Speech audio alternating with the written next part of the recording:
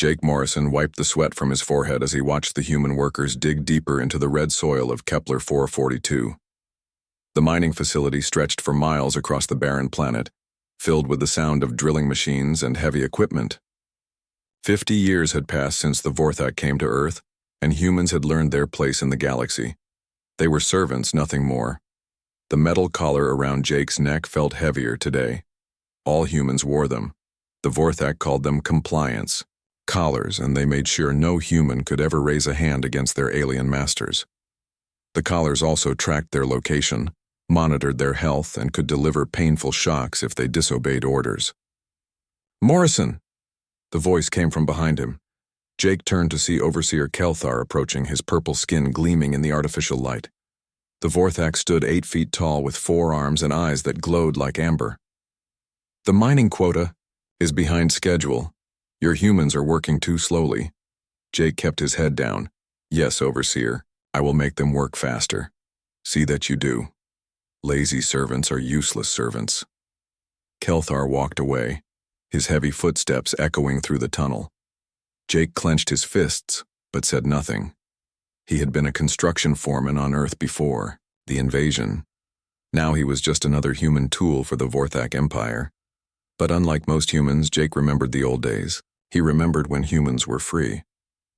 The workday ended when the artificial sun dimmed in the dome overhead. Jake walked through the human quarters, a series of small metal buildings where thousands of workers lived. The Vorthak provided basic food and shelter, just enough to keep their servants healthy and productive. He found Lisa Grant in the maintenance bay, bent over a broken mining machine. Lisa was one of the smartest people Jake had ever met. Before the invasion, she had been an engineer working on fusion reactors. Now she fixed alien machines that she could have designed better herself. "Any luck with the communicator?" Jake asked, quietly. Lisa looked around to make sure they were alone. "I think so. The Vorthak use a different frequency than we expected. Their technology is advanced, but it follows patterns. Once you understand the patterns, you can work around them." She pulled a small device from inside the machine. It looked like a normal repair tool, but Jake knew better. Lisa had been secretly building communication devices that could contact other human settlements across the galaxy. "We got a message from the mining station on Proxima 7, Lisa whispered. "The humans there are ready to join us. So are the workers on the agricultural world of Ross 128. Jake felt a spark of hope. For 2 years, he had been building a network of humans who still remembered freedom. They called themselves the Ember Collective, because even the smallest flame could start a great fire. "What about the collars?" Jake asked. "I'm working on it. The compliance system has weaknesses. It was designed to control simple minds, but human brains are more complex than the Vorthak realize." Across the facility, Alex Turner finished his patrol of the security perimeter. The Vorthak had made him a security servant because of his military background. They thought having humans guard other humans would prevent rebellion. They were wrong. Alex had been a Marine sergeant during the invasion. He watched Earth's defenses crumble in 3 days as Vorthak ships overwhelmed every military force on the planet. The aliens had weapons that could melt through tank armor and shields that stopped nuclear missiles. Humanity surrendered rather than face total extinction. But surrender was not the same as giving up. Alex met with Jake and Lisa in the old storage room they used for secret meetings. Maria Santos was already there, hunched over a collection of wire and circuits she had pulled from various Vorthak devices. "I intercepted another transmission today," Maria said. She had worked for NASA's Deep Space Communication Division before the invasion. Now she cleaned the Vorthak command center, invisible to her alien masters as she listened to their private conversations. The Vorthak are planning to expand mining operations to 3 new worlds. They're requesting more human workers from the breeding facilities on Earth. Jake's stomach turned. The breeding facilities were where the Vorthak raised human children to be perfect servants. The children never knew freedom, never learned to think for themselves. They were broken before they could even walk. "We have to do something," Alex said. "Every day we wait, more humans are born into slavery." "We will," Jake replied. "But we have to be smart about it. The Vorthak have ruled a dozen species across 50 star systems. They didn't build their empire by being weak or stupid. Lisa pulled up a holographic display she had secretly recorded from the Vorthak computers. It showed the structure of their local government. At the top was Regional Commander Zarthul, who controlled 20 mining worlds. Below him were the facility commanders, then the overseers, then the human supervisors like Jake. The Vorthak believe in hierarchy, Lisa explained. Every decision comes from the top down. They can't imagine a species that thinks differently. What do you mean? Maria asked. Humans are chaotic. We make decisions individually. We argue with our leaders. We change our minds. The Vorthak find this behavior primitive and inefficient, but it also means they can't predict what we'll do. Jake studied the display. So we use their arrogance against them. Exactly. They see us as simple creatures who follow orders. They'll never expect coordinated resistance from multiple worlds. Alex leaned forward. What's the plan? We start small, Jake said. Equipment failures, communication breakdowns, accidents that slow down production. Nothing that looks like sabotage, just human incompetence. While we're doing that, I'll work on disabling the compliance collars, Lisa added, and Maria will keep monitoring their communications for weakness. The four humans sat in silence for a moment, understanding the weight of what they were planning. If the Vorthak discovered their rebellion, the punishment would be severe. The aliens had made examples before, executing entire work crews to maintain discipline. But Jake thought about the children in the breeding facilities, growing up without ever seeing a blue sky or feeling grass under their feet. He thought about Earth, now a factory world where humans work to build ships for their conquerors. He thought about all the humans across the galaxy who had forgotten they were once free. When do we start? Alex asked. Jake looked at his friends, these brave humans who still carried the flame of rebellion in their hearts. Tomorrow. We start the fire tomorrow. Outside, the artificial stars flickered in the dome overhead, a pale imitation of the real night sky that humans once navigated by. But in the storage room, 4 people who refused to accept slavery planned the first steps toward freedom. The Vorthak had named humans servants, but they had made a critical mistake. They had underestimated the power of hope and the fury of those who refused to stay down.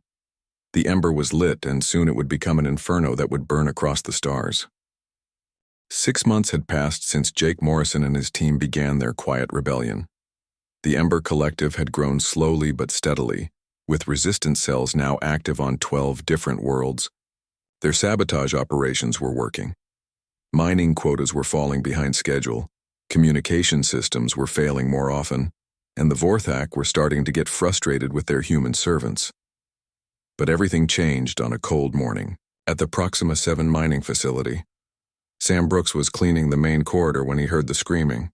He dropped his mop and ran toward the sound, his heart pounding against his ribs. In the central work area, he found a crowd of humans standing in terrified silence. Overseer Kelthar stood in the middle of the room, his 4 arms spread wide. At his feet lay the bodies of 6 human children, none older than 12. Their small bodies were twisted and burned, killed by Kelthar's energy weapon. "Let this be a lesson," Kelthar announced, his voice echoing through the facility. These young servants were moving too slowly. Inefficiency will not be tolerated. All humans must work harder or more will die. Sam's knees nearly gave out when he recognized one of the children.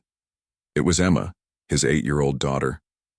Her blonde hair was matted with blood, and her blue eyes stared at nothing.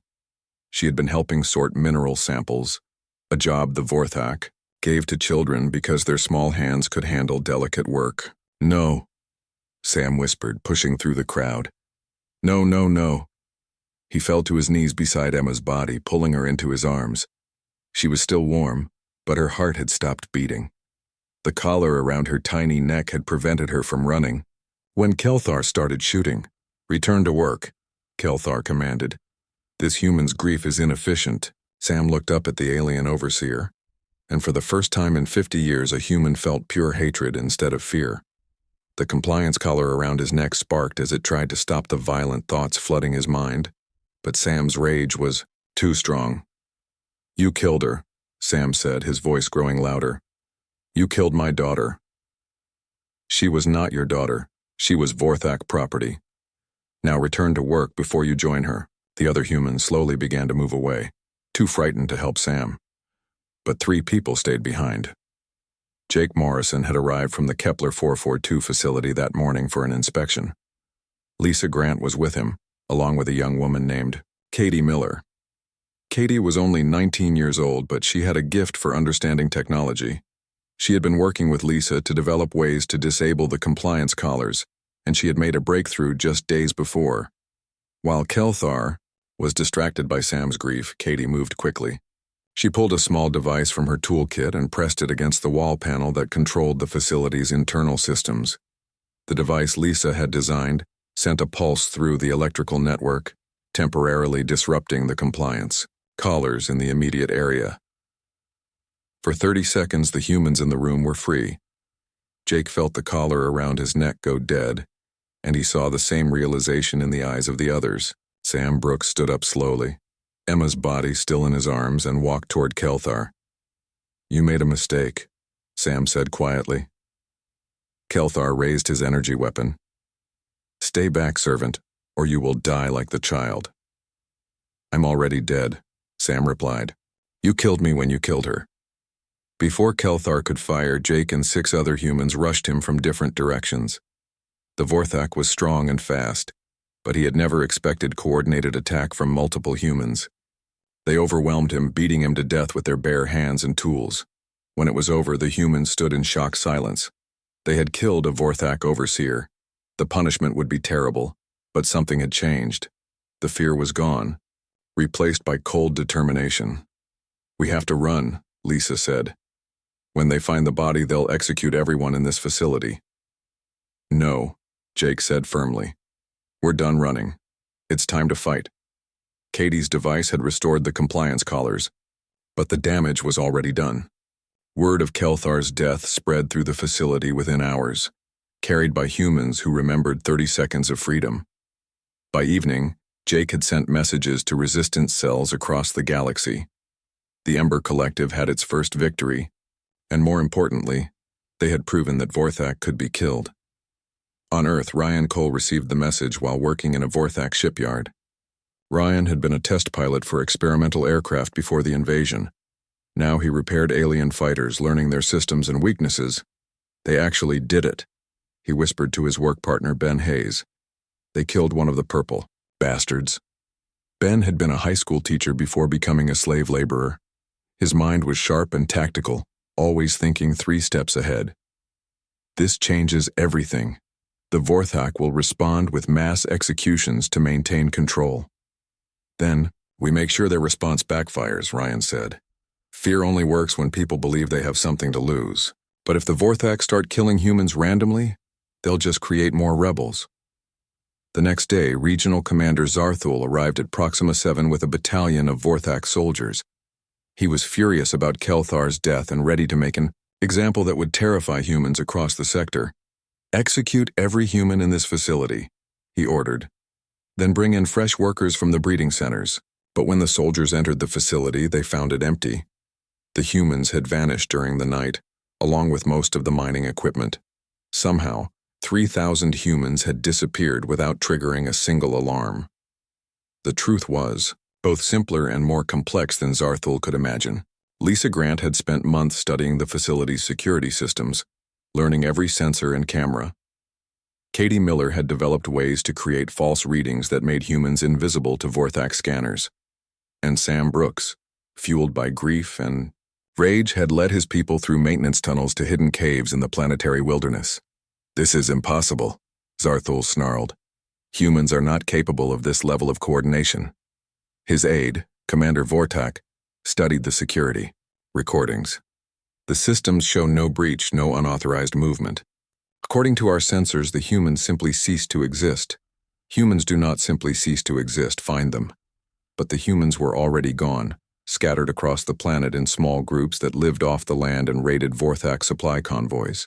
Sam Brooks had become their leader, his gentle nature replaced by tactical brilliance born from loss and fury. Meanwhile, on 12 other worlds, similar disappearances began. Humans started vanishing from work sites, taking equipment and weapons with them.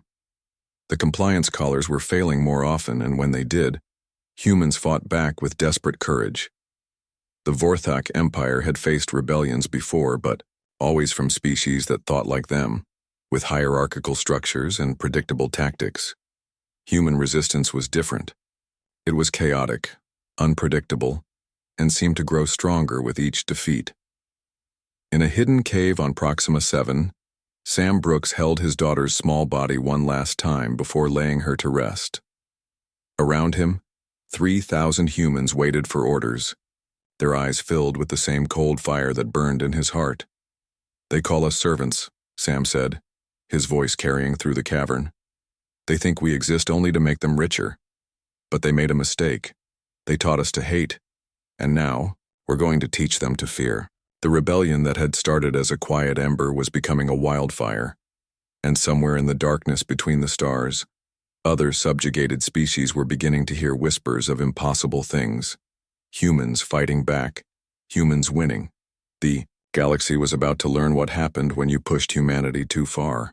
The Ember Collective had become something the Vorthak Empire had never seen before. In the 3 months since the Proxima 7 incident, human resistance cells had appeared on 17 different worlds. They struck without warning, vanished like ghosts, and left behind only destroyed equipment and missing workers. Jake Morrison stood in the command center of an abandoned Vorthak research station on the planet Kepler 180F. The aliens had built the facility to study ocean life, but they had evacuated when human raiders made it too dangerous to operate. Now it served as the secret headquarters for the growing rebellion. "Report," Jake said to the assembled team leaders who had gathered from across the sector. Alex Turner stepped forward first. He now commanded a group of 200 human fighters who specialized in capturing Vorthak weapons and vehicles. "We hit 3 supply convoys this week. The aliens are starting to travel in larger groups with more guards, but that just makes them easier targets for our ambush teams." Nina Parker, who had once been a nurse but now served as the rebellion's chief medical officer, spoke next. "I've successfully removed compliance collars from over 1,500 humans. The process is dangerous, but we're getting better at it. More importantly, I've figured out how to modify the collars to hide our vital signs from Vorthak scanners. That's how we stay invisible," added Katie Miller. The young woman had become the rebellion's technology expert, capable of hacking any Vorthak system. "I can make their sensors show whatever we want them to show. Empty rooms, normal worker, patterns, even fake human life signs in places where we're not." Luke Wilson, who managed communications between the resistance cells, pulled up a holographic map showing the entire sector. Red dots marked Vorthak-controlled worlds, while blue dots showed planets with active human resistance. "The network is growing faster than we expected," Luke said. "We're in contact with resistance groups on 23 worlds now. Some of them started independently after hearing about Proxima 7. Others we helped organize ourselves." Jake studied the map. The rebellion had spread far beyond what he had imagined possible, but with growth came new dangers. "What about Vorthak response?" he asked. Maria Santos, who still worked as a cleaner in Vorthak facilities while gathering intelligence, had disturbing news. "They're developing new control methods. I intercepted communications about something called Project Mind Forge. They're building a research facility on the planet Vega 3 to create more advanced compliance technology." "Advanced how?" Lisa Grant asked. She had become the rebellion's chief scientist, responsible for understanding and countering Vorthak technology. "From what I could gather, they want to create collars that control human thoughts directly instead of just preventing violence. Complete mental slavery." The room fell silent. Everyone understood what that meant. If the Vorthak succeeded with Project Mindforge, the human spirit itself would be destroyed. "We can't let that happen," Jake said firmly. "Luke, I want you to coordinate with Ben Hayes on Earth. We need information about this facility." Ben Hayes had emerged as one of the rebellion's best strategic minds. His background as a teacher had given him skills in planning and organization that proved invaluable for coordinating complex operations across multiple worlds. "Already working on it," Luke replied. "Ben's been gathering intelligence on Vega 3 for weeks. Apparently, the Vorthak are using it as a testing ground for controlling other species too. There are prisoners there from at least 6 different worlds. Alex leaned forward. If we can free those prisoners, we might gain allies from other species. The facility is heavily guarded, Maria warned. 3 orbital defense platforms, a full regiment of Vorthak soldiers, and automated defense systems throughout the complex. Then we don't attack it directly, Jake said. We do what humans do best. We think outside the box. Over the next 2 weeks, the plan took shape. It was ambitious, dangerous, and completely insane by Vorthak standards, which made it perfect for humans. The operation began when Ryan Cole led a team of stolen Vorthak fighters in an attack on a supply depot 3 systems away from Vega 3. The attack was loud, obvious, and designed to draw attention. Regional Commander Zarthul immediately sent 2/3 of his mobile forces to hunt down the human raiders. While the Vorthak were chasing Ryan's decoy force, Katie Miller implemented the second phase of the plan. Using equipment stolen from communication facilities across a dozen worlds, she created a massive signal pulse that temporarily blinded Vorthak sensors throughout the sector.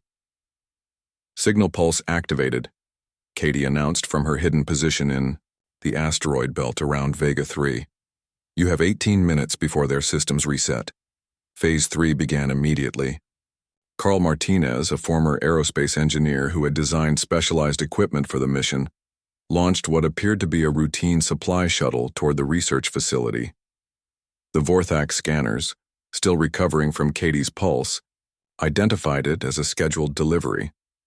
Inside the shuttle, 20 human commandos led by Sam Brooks waited in specially designed compartments that masked their life signs. Sam had become the rebellion's most effective field commander, his tactical brilliance sharpened by loss and fueled by determination. The shuttle docked with the research facility without incident.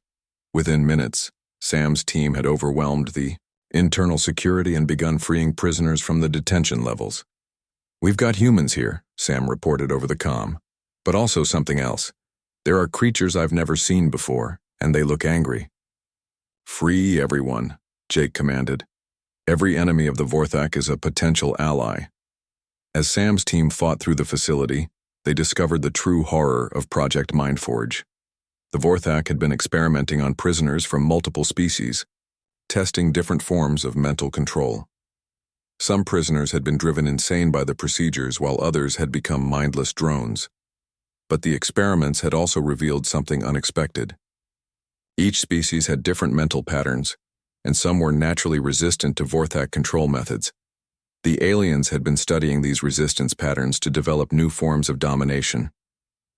Lisa, you need to see this, Sam called as he reached the main laboratory.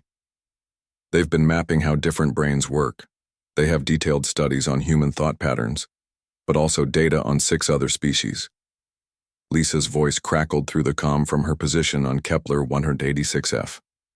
Download everything you can. That information could be the key to freeing more than just humans. The raid lasted 37 minutes. Sam's team freed over 300 prisoners, destroyed the research data, and planted explosives throughout the facility. As they escaped and captured Vorthak ships, the research station erupted in a series of massive explosions that could be seen from orbit. But the most important victory wasn't the destruction of the facility. It was what happened when the freed prisoners reached rebel-controlled territory. Among the rescued beings were representatives of the Kethmar, a species of highly intelligent reptilian creatures who had been enslaved by the Vorthak for over a century. Their leader, a scarred warrior named Sektar, approached Jake with a proposal. Your humans fight with honor, Sektar said through a translation device. The Kethmar have underground movements on 12 worlds. We would join your rebellion. Similar offers came from other species. The rebellion was no longer just human.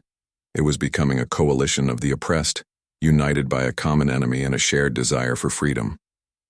This changes everything, Ben Hayes told Jake during a secure transmission from Earth. The Vorthak have controlled their empire by keeping subjugated species isolated from each other, but now we're breaking down those barriers. Jake looked out at the stars visible through the command center's windows. Somewhere out there, On dozens of worlds, the fires of rebellion were burning brighter than ever. The Vorthak Empire, which had seemed invincible just a year ago, was beginning to crack. "Send word to all resistance cells," Jake ordered.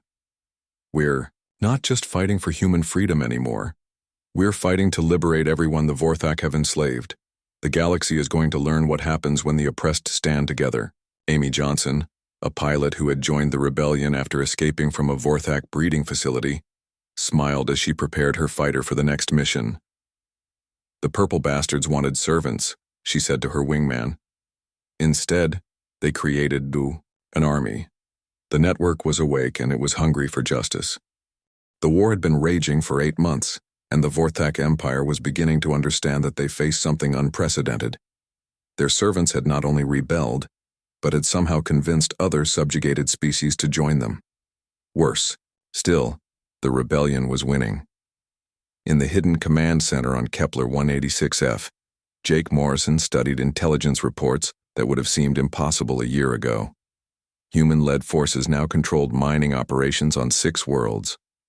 Vorthak supply lines were under constant attack. Most shocking of all, 3 entire Vorthak battle fleets had been destroyed by coordinated strikes from multi-species rebel forces. "The Prometheus Protocol is ready," Ben Hayes announced over the secure communication channel. Ben had spent months developing the plan that would either free the galaxy or destroy the rebellion entirely. The protocol was named after the ancient human myth of stealing fire from the gods. It was designed to exploit every weakness the rebels had discovered about Vorthak society: their dependence on centralized technology, their inability to adapt to chaotic thinking, and their arrogant belief that they could never be defeated by inferior species. "All resistance cells are in position," Luke Wilson reported from his mobile command ship. "We have coordinated strikes planned for 47 different targets across the sector." Jake felt the weight of command pressing down on him.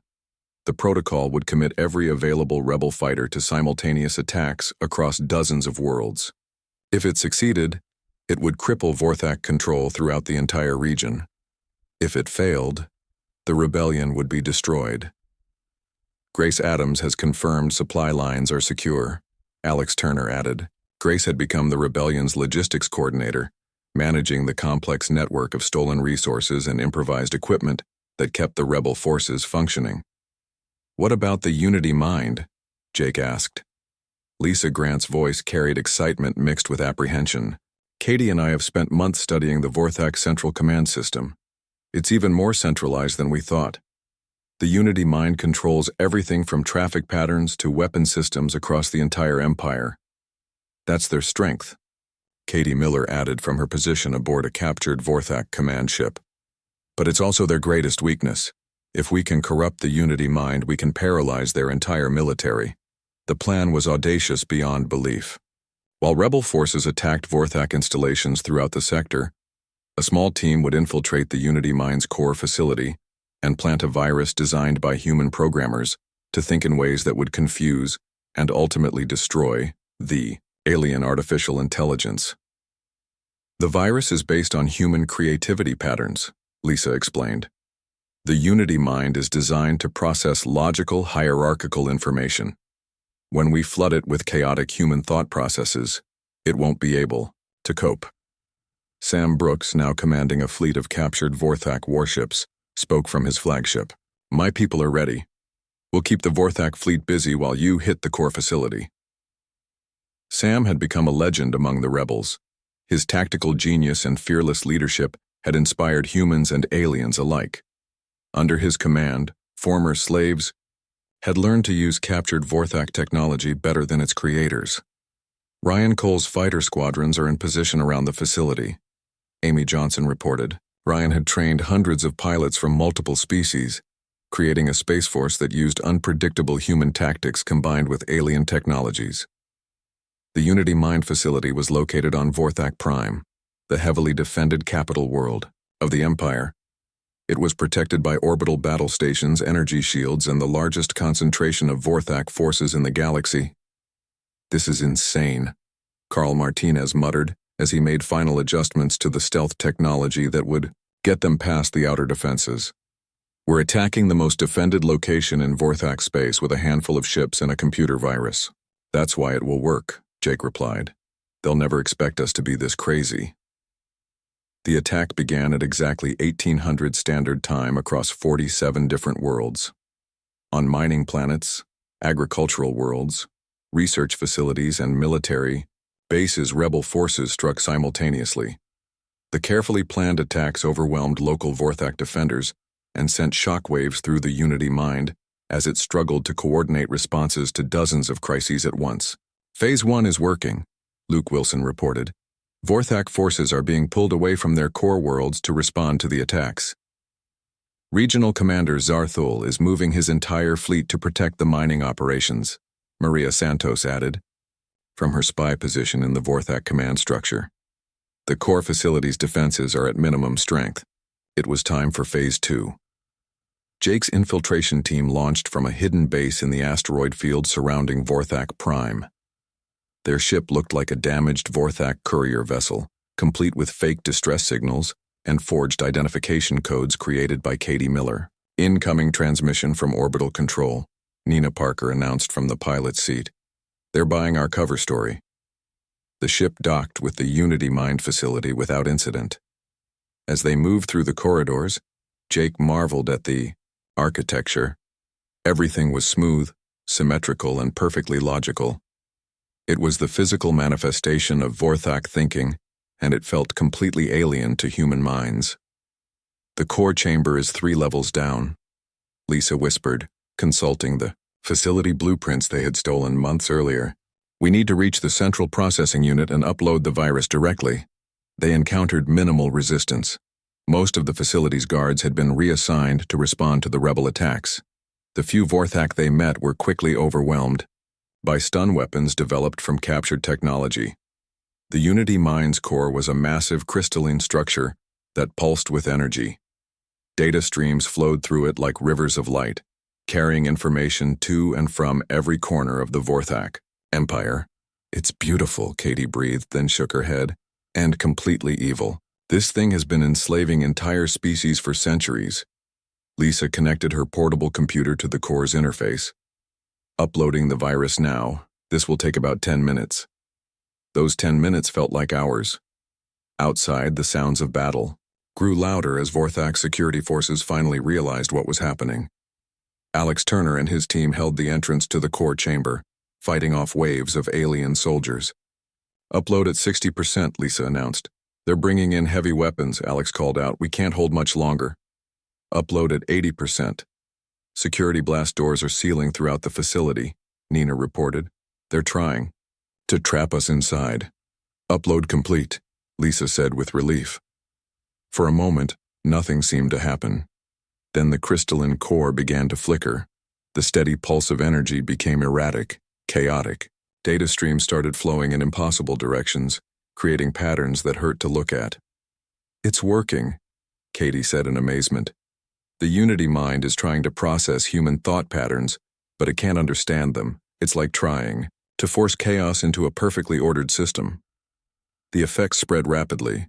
Throughout the facility, Vorthak computers began malfunctioning. Lights flickered, doors opened and closed randomly, and automated systems started giving contradictory orders. Time to go, Jake ordered. The escape was harrowing.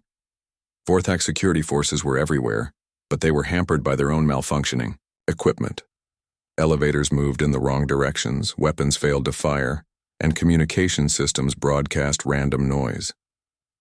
They reached their ship just as the Unity Mind core suffered a complete cascade failure. The crystalline structure cracked and exploded, sending shockwaves through the entire facility. All rebel forces, this is Jake Morrison, he broadcast as their ship fled from Vorthak Prime. The Unity Mind is down. Repeat, the Unity Mind is down. The results were immediate and devastating for the Vorthak Empire. Without the Unity Mind to coordinate their forces, Vorthak military units across the galaxy found themselves cut off and confused. Ships drifted helplessly as their navigation systems failed. Weapons platforms shut down. Communication networks collapsed. Look at this, Sam Brooks called over the communication channel. His voice carried wonder and fierce joy. Vorthak Fleet command ships are just floating dead in space. Their crews don't know how to function without the Unity Mind telling them what to do. The rebellion that had started with 4 humans in a storage room had grown into a galactic revolution. As news of the Unity Mind's destruction spread, subjugated species throughout the Empire rose in revolt. The Vorthak, who had ruled through technology and fear, found themselves facing enemies who fought with courage, creativity, and the desperate fury of the oppressed. "We did it," Lisa said quietly as she watched Vorthak battle stations go dark across the sector. "We actually did it." But Jake knew the war wasn't over. Destroying the Unity Mind had been a devastating blow, but the Vorthak Empire still had billions of soldiers and thousands of ships. The difference was that now they would have to think for themselves, and that terrified them more than any weapon. "This is just the beginning," Jake told his team as they watched the fires of rebellion spread across the stars. "We've given the galaxy a chance to be free. Now we have to make sure that freedom survives." The final battle for freedom was not fought on a single world, but across 100 star systems simultaneously. With the Unity Mind destroyed, the Vorthak Empire had fractured into desperate fragments, each fighting to maintain control over their territory. But the galaxy had tasted freedom, and there was no going back. Jake Morrison stood on the bridge of the liberated Vorthak dreadnought, Freedom's Fire, watching as the last major battle fleet of the Empire prepared for what they called the final suppression. Supreme Commander Velthor, the highest-ranking Vorthak military leader, had gathered every available ship in a desperate attempt to crush the rebellion once and for all. "Enemy fleet strength?" Jake asked. 347 capital, ships, over 1,000 fighters, and enough firepower to glass a dozen planets, Ryan Cole reported from his position commanding the rebel fighter squadrons. "They've got us outnumbered 3-1. "Good," Sam Brooks said from his flagship. "If we were evenly matched, it wouldn't be a fair fight." The rebel fleet was a strange mixture of captured Vorthak vessels, improvised human designs, and ships from a dozen different alien species that had joined the rebellion. It looked chaotic and disorganized compared to the perfectly arranged Vorthak formation. That was exactly what Jake wanted. "All ships, this is Morrison," Jake broadcast on all channels. "Today we end 50 years of slavery. Today we show the galaxy that no one, no matter how powerful, has the right to steal freedom from others." The battle began when Amy Johnson led her strike fighters in a seemingly suicidal charge directly at the center of the Vorthak formation. The alien commanders, still thinking in terms of logical tactics, moved to intercept what they assumed was a desperate last attack. They were wrong. Amy's fighters were equipped with experimental devices created by Carl Martinez. As they flew through the enemy formation, the devices created electromagnetic pulses that disabled Vorthak ship systems. The perfectly coordinated alien fleet suddenly found itself blind and defenseless. "Now!" Sam Brooks commanded. The rebel capital ships emerged from behind a nearby moon, firing captured Vorthak weapons with modifications that made them twice as powerful as the originals. Lisa Grant had spent months studying alien technology, finding ways to improve it by applying human engineering principles. The battle became a masterpiece of human tactical thinking. While the Vorthak tried to restore order to their disrupted formation, rebel ships attacked from unexpected angles, used impossible maneuvers, and coordinated in ways that defied military logic. "Their command ship is trying to re-establish communications," Katie Miller reported from her position managing the rebel communication networks. "Should I jam them?" "No," Jake said with a cold smile. "Let them talk. I want them to coordinate their surrender." But Supreme Commander Velthor was not ready to surrender. In his flagship, surrounded by the chaos of a battle he couldn't understand, he made a decision that would define his species forever. "Activate the Planet Killer," he ordered. The Planet Killer was the Vorthak Empire's ultimate weapon, a device capable of destroying entire worlds. Velthor planned to use it on Earth, believing that destroying humanity's homeworld would break the rebellion's spirit. He was wrong about that too. "Jake, we're detecting massive energy buildup from the Vorthak command ship," Alex Turner warned from his position coordinating the rebel ground forces. "It's the Planet Killer. They're targeting Earth." For a moment, the battlefield fell silent as both sides realized what was happening. The Vorthak had become so desperate that they were willing to commit genocide to maintain their power. All human ships converge on the command vessel, Jake ordered. We end this now. What happened next became legend throughout the galaxy.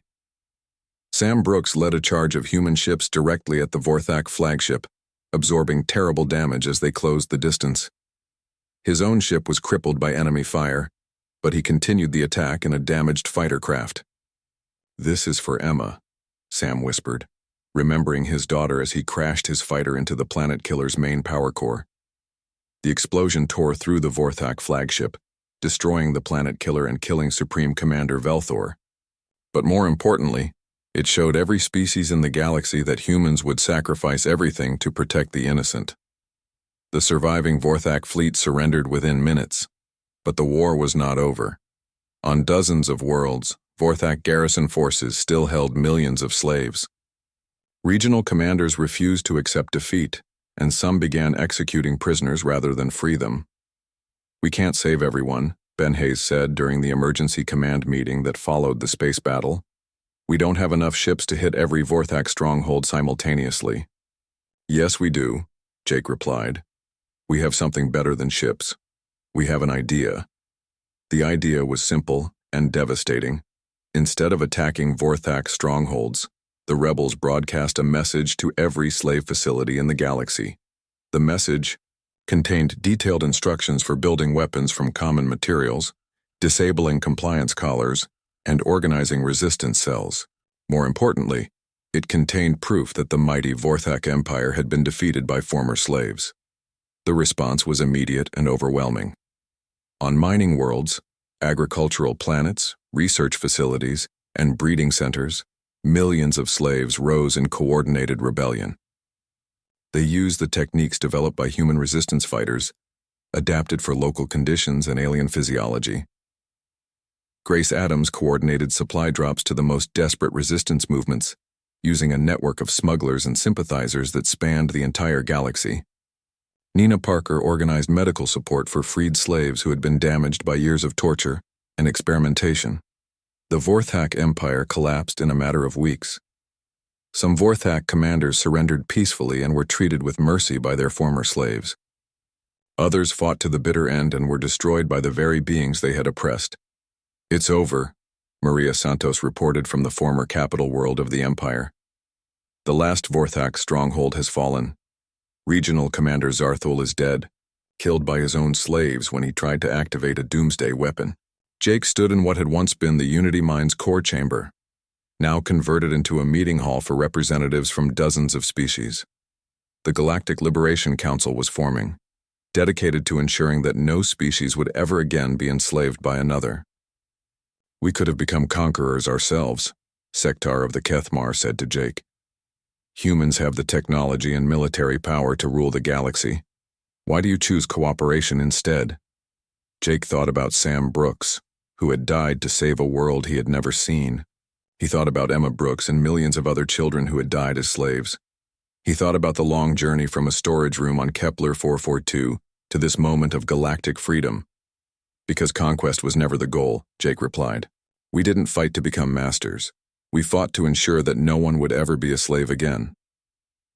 Luke Wilson activated the new Galactic Communication Network, broadcasting the signing of the Liberation Charter to every inhabited world. The Charter established basic rights for all sentient beings and created enforcement mechanisms to prevent future slavery. "Today marks the end of the Vorthak Empire," Jake announced to the galaxy. "But more importantly, it marks the beginning of a new age, an age where every being has the right to determine their own destiny." As the ceremony concluded, Amy Johnson prepared her ship for departure. The war was over, but there were still isolated slave facilities to liberate, still species that needed help establishing free governments. "Where to next?" her co-pilot asked.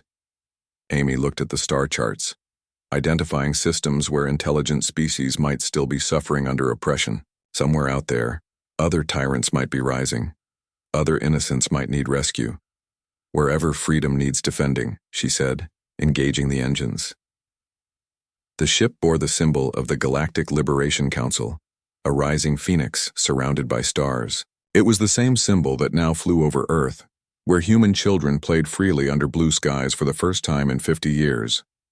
The Vorthak had named humans servants, expecting them to remain broken and submissive forever. Instead, they had awakened something that would burn across the galaxy for generations to come. They had awakened the indomitable human spirit, and that fire would never be extinguished. In the end, the empire that had enslaved dozens of species was brought down not by superior technology or overwhelming force, but by the simple refusal of ordinary people to accept injustice. The rebellion had started with 4 humans in a storage room, but it became something much larger. Proof that no tyranny, no matter how powerful, could survive when good people refused to stay down.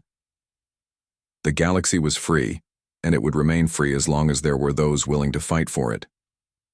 The fire had spread across the stars, and it would burn forever,